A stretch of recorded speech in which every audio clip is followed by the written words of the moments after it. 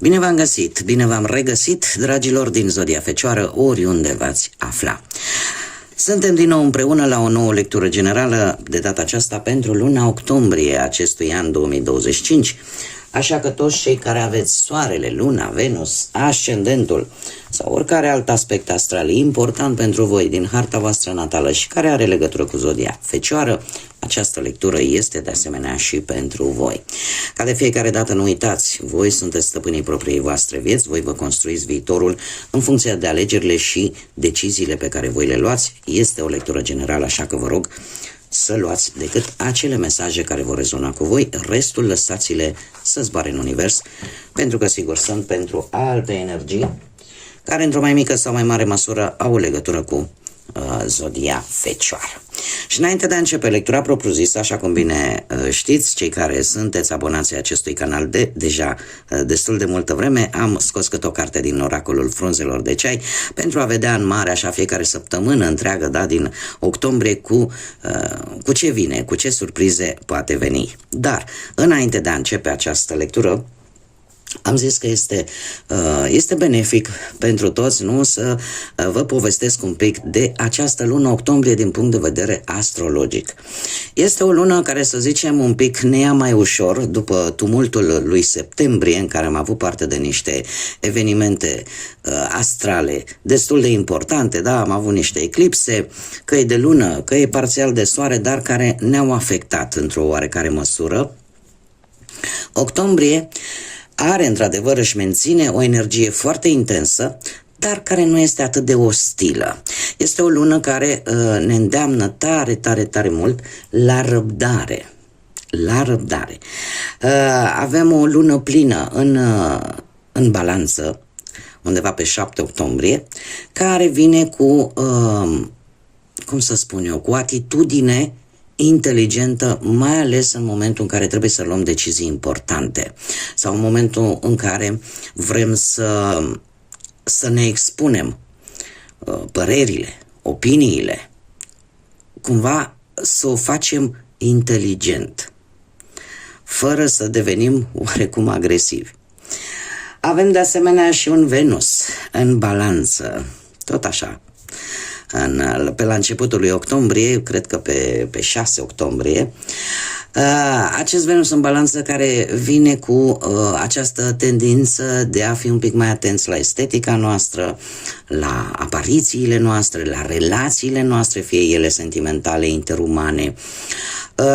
Cumva apare necesitatea aceea de a avea legături, conexiuni cât mai armonioase și cât mai echilibrate. Desigur, ca și părți pozitive, ca și mișcări pozitive, avem parte de un Marte care va face trigon cu vreo 2-3 planete, printre ele aș zice Marte cu Saturn, de exemplu. Marte cu Saturn, care vine cu, știm că Marte este planeta dinamismului, a energiei, da, a forței, se va îmbina foarte armonios cu structura lui Saturn. Și din toată această combinație armonioasă iese exact ce trebuie. Este organizare, determinare, răbdare, în așa fel încât toate aceste lucruri să ne ajute să rezolvăm, să ducem la bun sfârșit anumite situații destul de dificile și să putem pune bazele unor proiecte realiste și clare. În această lună trebuie să vă spun că nu este loc de superficialitate. De ce? Avem un Mercur în Scorpion. Un Mercur în Scorpion și aici cred că m-am încurcat un pic. Venus în balanță undeva pe 13 octombrie, iar Mercur în Scorpion intră cu data de 6 octombrie. Așa că încă de pe la începutul lui octombrie, comunicarea, dragilor, comunicarea trebuie să fie una foarte clară, foarte transformatoare, foarte profundă. Nu este loc în această lună de dialog pueril, dialog superficial, pentru că poate crea neînțelegeri, poate crea conflicte, poate crea tensiuni. Da? Lucrurile trebuie să fie cât mai profunde, cât mai răbdătoare, dar în același timp cât mai reale. Avem de asemenea și un trigon al lui Marte cu nodul nord, ce înseamnă că toată această energie, acest curaj, acest dinamism, cumva se aliniază și cu linia destinului. Se aliniază cu linia destinului, cu ceea ce noi trebuie să îndeplinim în această viață. Da? Este un trigon foarte, foarte important. De asemenea, mai avem încă un trigon al lui Marte cu Jupiter. Cu Jupiter care vine cu expansiune, cu nevoia de a crește. Și lucrul ăsta, acest trigon aduce o încredere mai mare în noi, o încredere în abilitățile noastre, în ceea ce putem noi să facem, și lucrul ăsta duce la o gândire mult mai strategică, la o gândire mult mai analitică, care ne poate ajuta să rezolvăm poate cele mai complexe probleme care pot apărea în viața noastră. De asemenea, acum știți cum e, că trebuie să avem și niște aspecte un pic mai negative. Avem o conjuncție între Marte și Lilith. Asta undeva, probabil pe 26 octombrie, cred că.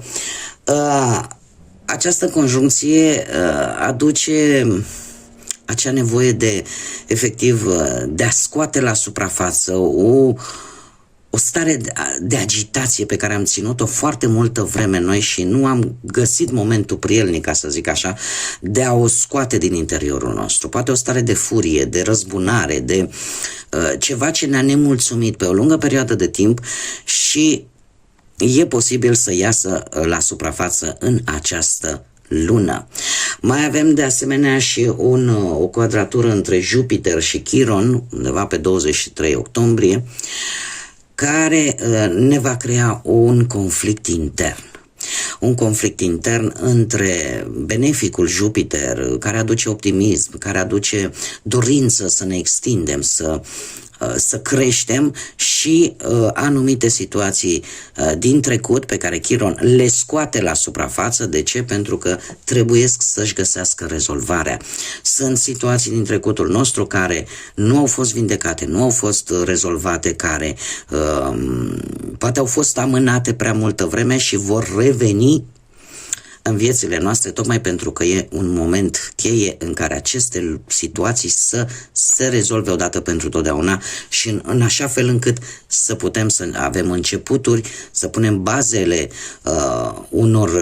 unor relații curate, da? Fără niciun fel de coadă energetică negativă din trecut. Deci cer să fie rezolvate sau vindecate. După cum bine știți, Pluton este deja în Vărsător încă din noiembrie 2024, cu mici ieșiri, cu mici mișcări așa de dute vino, dar în principal știm foarte bine, am discutat despre lucrul acesta încă de anul trecut, cred eu, dacă nu cumva chiar la începutul anului 2025. Este o eră de 20 de ani care va restructura foarte radical structurile sociale și tehnologice. Cred că acest tranzit este, aș zice eu, cel mai important tranzit al secolului. De ce? Pentru că practic se caracterizează prin distrugerea vechiului pentru a face loc inovației, libertății și o distribuire cât mai echilibrată a puterii, mai ales pe planul ăsta digital și tehnologic. Așa că, dragilor, avem parte de schimbări mari care își vor urma cursul de-a lungul acestor 20 de ani în care Pluton se va afla în Vărsător. În ceea ce vă privește pe voi, dragilor din Fecioară, sunteți îndemnați în această lună octombrie să vă dați seama că ordinea nu este mereu sănătoasă. Îmi place să spun că orice lucru în viață, indiferent că el poate să denote ceva pozitiv, dar atâta timp cât este dus la extrem și nu există un echilibru și o cale de mijloc, de multe ori ne poate crea probleme paradoxal, chiar dacă este un lucru bun. Deci, este probabil situații care vor apărea în viața voastră în care vi se va arăta acest aspect. Ordinea nu este întotdeauna foarte sănătoasă.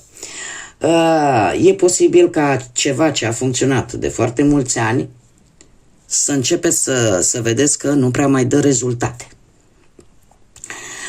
Cumva ar trebui poate să vă actualizați un pic propriul sistem de valori și nu neapărat doar orarul, da? Cum sunteți voi așa foarte canalizați, să fie tot în ordine, să fiți foarte organizați, e posibil să fie nevoie de o actualizare în ceea ce privește modul vostru de a gândi, forma voastră de gândire și de a vedea lucrurile. De asemenea, octombrie vine cu o revelație, mai ales în relații. Și nu mă refer neapărat la relații sentimentale, la orice tip de relație interumană în care efectiv vă veți da seama cine ține pasul cu voi și cine nu. De asemenea, vă puteți da seama și de superficialitatea unor persoane de lângă voi.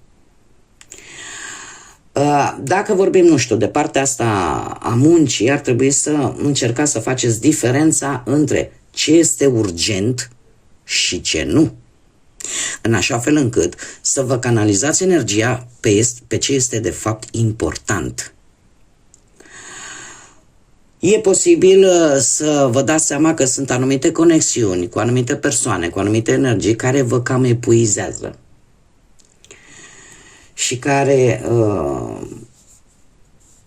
probabil că veți încerca să faceți așa o separare.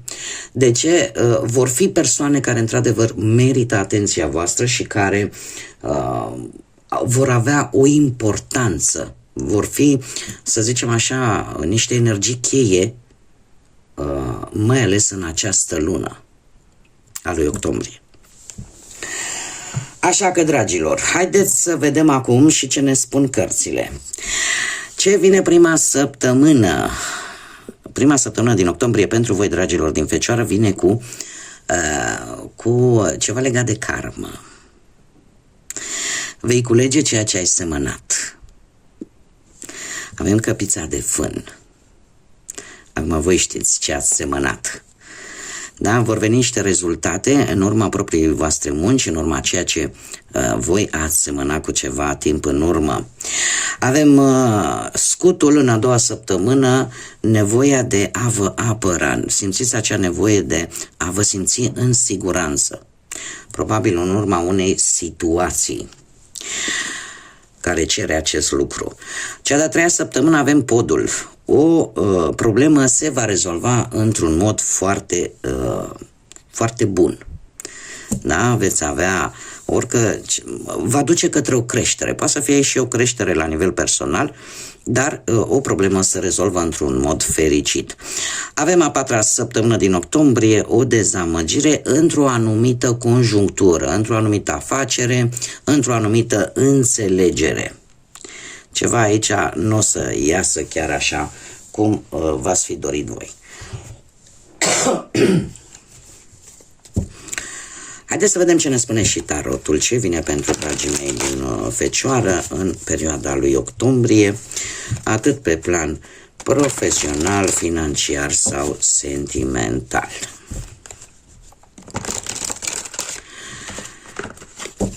Să vedem.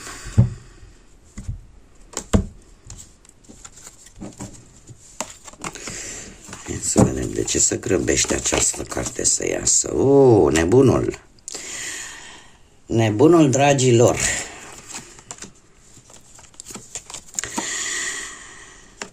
E posibil ca voi, pe planul ăsta al muncii, să vă asumați un risc, la care mulți ar spune: dom'le, ești nebun, cum să faci treaba asta? E un risc pe care voi vi-l asumați. Posibil să aveți parte de un nou început pe parte de muncă, un nou job, o nouă afacere, ceva la care voi sunteți dispuși să vă asumați acest risc. E posibil ca alții să nu aprobe în totalitate ideile voastre, dar acest lucru vouă, paradoxal, va aduce stabilitate, dragilor. Va aduce stabilitate și, cred eu, o mai bună coordonare a banilor sau va aduce un venit stabil. Este vorba de o realizare la nivel personal cu acest 9 de cupe. Poate că puteți să vă extindeți afacerea sau să obțineți acea avansare sau să obțineți un post în urma unui interviu în care răspunsul va fi pozitiv și în felul ăsta așteptarea se termină pe partea asta a muncii, dar lucruri bune pe plan profesional. Mergem mai departe, haideți să vedem cu banii. Cu banii, dragilor, aici, într-adevăr, după cum bine vedem, apare ceva și karmic cu acest 6 de monede. Sunteți un pic dezamăgiți vis-a-vis de o anumită situație financiară în care s-au cam pierdut niște bănuți. Asta nu înseamnă că nu mai aveți resurse există, doar că cred că dezamăgirea voastră este mult mai profundă decât pare. De ce? Pentru că nu e vorba neapărat de bani, cât e vorba de o dezamăgire în interiorul vostru. Acest 5 de cupe este, cum să spun eu, această dezamăgire vă face să fiți mult mai grijulii, cel puțin în ceea ce privește banii. Și să știți cumva să faceți diferența între ce este cu adevărat necesar, pe lucrurile care sunt cu adevărat necesare și unde trebuie să cheltuiți bani, sau lucrurile care nu sunt atât de necesare. Avem un 7 de bâte care îmi spune că posibilități de creștere materială vor veni, sunteți înclinați să gândiți pe termen lung, putem vorbi și de anumite bonusuri. Cumva, cum am mai spus, este vorba de ceva karmic. Se întoarce la voi, poate anumite sume de bani, dar cumva care nu vin neapărat din noroc, ci din munca voastră. Din munca voastră sau, și aici poate să intervină, cumva un ajutor care ți se întoarce. Poate nu neapărat de la aceleași persoane, de la persoane diferite, dar așa funcționează karma. Da? Ceea ce noi, energia care o eliberăm în univers, la un moment dat se întoarce la noi, sub diferite forme și în funcție de ce energie am emanat în univers. Dar o sumă de bani care se întoarce la voi, într-o modalitate, aș zice eu, destul de neașteptată și care, într-un fel sau altul, aș spune că vă echilibrează. Vă echilibrează și vă pică bine. Nu e rău deloc. Haideți să vedem pe parte sentimentală, cei care sunteți deja într-o relație. E posibil ca poate un apel telefonic, poate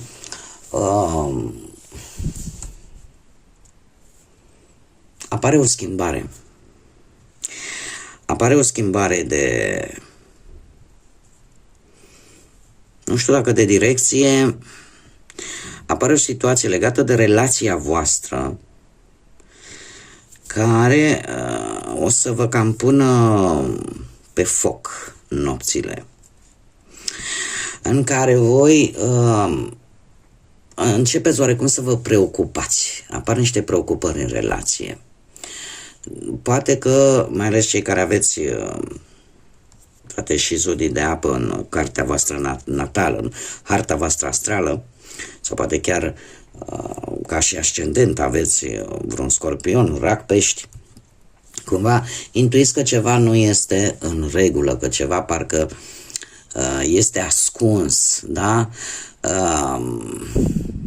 O lipsă oarecum, e ceva aici care vă creează o lipsă de încredere și este legat ori de o persoană din trecutul vostru îndepărtat, ori vis-a-vis de, mai ales cei care sunteți într-o relație de foarte mulți ani, există oarece, eu aș spune, oarece teamă ca un lucru din trecutul îndepărtat cumva să nu se repete. Acest 6 de cupe îmi vorbește de un mic blocaj în relație, un mic blocaj, de ce? Pentru că e posibil pentru unii dintre voi să apară cineva din trecut, că e vreun fost, că e vreo fostă, poate să fie și acest lucru. Și sunteți un pic în situația în care să ziceți, doamne, dar stai așa puțin, de ce a apărut acum? Și până la urmă, cred că ce e mai esențial, de ce a ajuns să aibă această titulatură de fost sau de fostă. E o chestie aici care o să vă dea bătăi de cap, cum am mai spus, poate să vină sub forma unei apel telefonic, sub forma unei vești.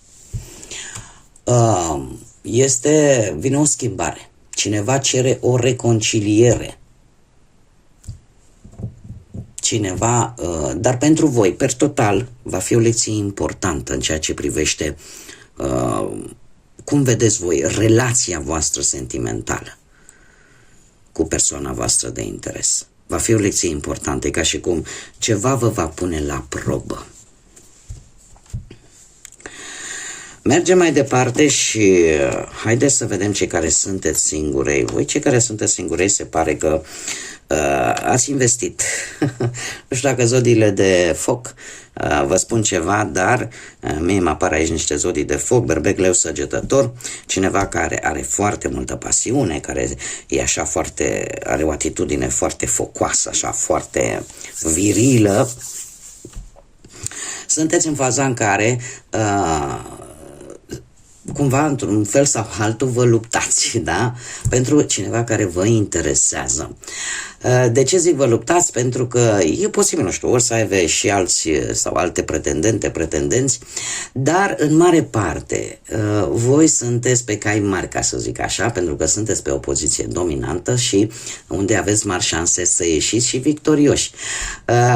Vei încerca, poate, în măsura în care vei putea să alungi oarecum acea teamă, acea îndoială și să fiți curajoși și să vă urmăriți scopul. Este ceva care poate duce la o relație sănătoasă, la o relație cu aceleași principii de bază,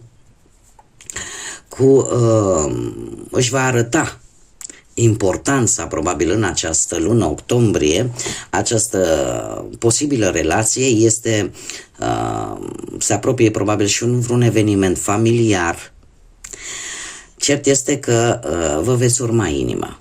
Vă veți urma inima și cumva veți ști care este drumul bun pentru voi. Este cineva care vine într-adevăr în întâmpinarea voastră, acest cavaler de bâte. Este cineva, poate cineva tânăr sau cineva cu o atitudine foarte tânără care efectiv vă atrage. Probabil că la sfârșitul acestei perioade vă veți da seama dacă e doar o iubire trecătoare sau într-adevăr poate deveni ceva serios, dar din câte văd eu, principiile amândorura sunt cam aceleași, da? Aceleași principii tradiționale vis-a-vis de cum ar trebui să fie o relație. Îmi cer scuze pentru zgomot. Nu știu ce a căzut pe aici. O să văd după aceea. Haideți să mergem mai departe noi și să vedem ce inițiale de nume, prenume, pseudonim sau porecle de persoane cu care voi puteți interacționa sau care vor avea o anumită importanță pentru voi în luna lui octombrie. Și avem prima literă, litera R.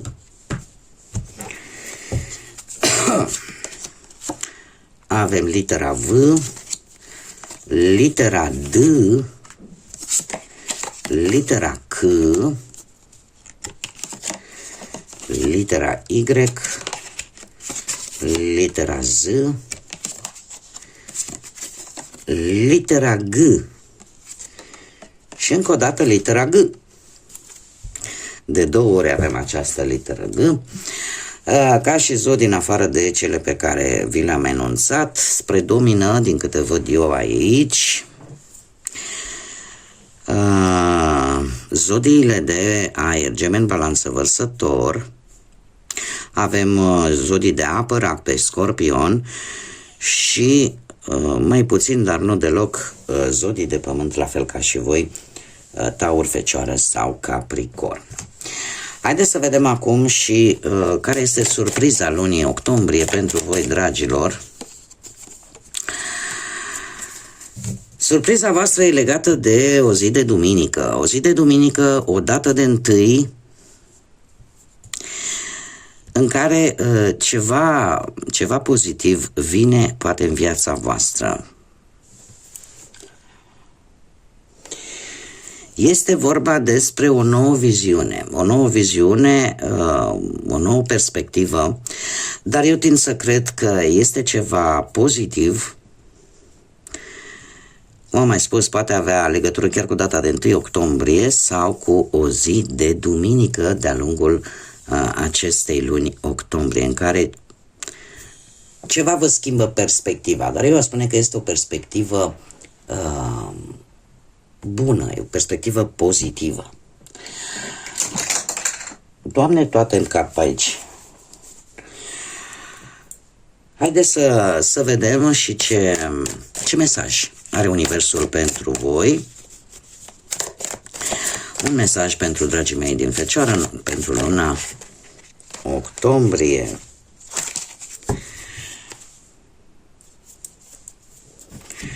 Haideți să vedem. Se pare că lucrurile încep să se întoarcă în favoarea voastră. Cei care au fost împotriva voastră, dintr-o dată, vor fi cu voi. Idei, creativitate, contracte care vin în mâinile voastre. Cumva ceva radical se va schimba în această lună octombrie pentru voi și ceea ce părea, atât oameni cât și situații, ceea ce păreau să lucreze cumva împotriva voastră, paradoxal, ele vor fi bune pentru voi. Că veți avea parte de idei foarte bune, de multă creativitate și asta vă va ajuta să, să fiți oarecum în situația în care să puteți lua, să faceți înțelegeri, să faceți anumite contracte poate importante pentru voi. Așa că nu e rău deloc, deloc. Bun, dragilor, cam atât am avut pentru voi pentru această lună octombrie. Cu siguranță o să ne mai vedem de-a lungul acestei luni cu lecturile săptămânale, dar până atunci eu vă doresc un octombrie cât mai liniștit. Nu uitați, răbdarea este o virtute, nu ne grăbim în această lună, o luăm așa pas cu pas și eu sper că această lectură vă ajută, vă pune un pic gândurile în ordine. Un octombrie minunat, un octombrie plin de multă energie pozitivă. Până data viitoare, când ne vom reîntâlni la o nouă lectură, tot binele din lume, multă lumină în suflete și în gânduri și, desigur, să fiți iubiți, dragilor.